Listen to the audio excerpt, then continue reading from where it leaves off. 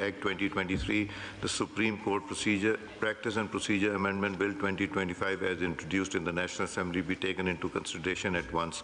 All those in favor of it may say aye. Aye. All those against it may say no. I think ayes have it. Consequently, motion is adopted. The bill is taken up now clause by clause. The question is that clause 2 to 4 stands part of the bill. All those in favor of it may say aye. Aye. All those against it may say no. I think ayes have it. Consequently, clause 2 to 4 stands part of the bill.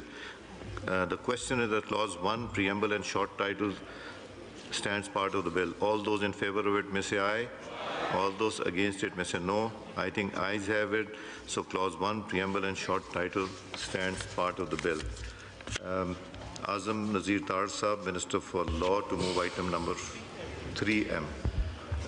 Mr. Speaker, I wish to move that the bill further to amend the Supreme Court Practice and Procedure Act 2023, the Supreme Court Practice and Procedure Amendment Bill 2025 be passed.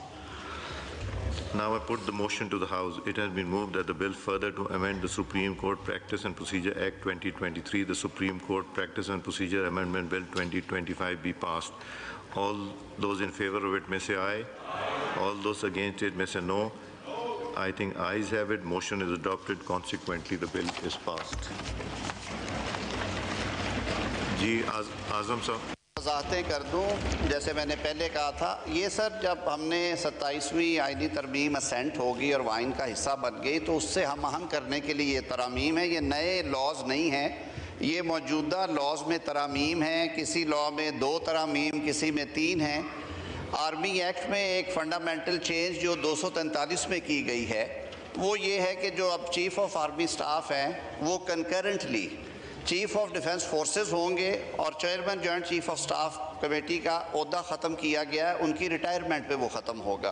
तो इस law के तहत वो scheme यहाँ पे introduce करवाई गई है।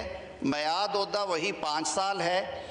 इसमें कानून ने ये वजाहत कर दी है कि क्योंकि अब ये जो अपॉइंटमेंट होगी CDF के साथ मिलके chief of defence forces, sir ये अपॉइंटमेंट से 5 साल के लिए ये ओहदा होगा। यानी अगर फेडरल गवर्नमेंट वज़ीर आज़म के एडवाइस के ऊपर ये जब अपॉइंटमेंट होगी तो इसकी जो कमेंसमेंट डेट है वो डेट ऑफ अपॉइंटमेंट होगी and it would be for 5 years.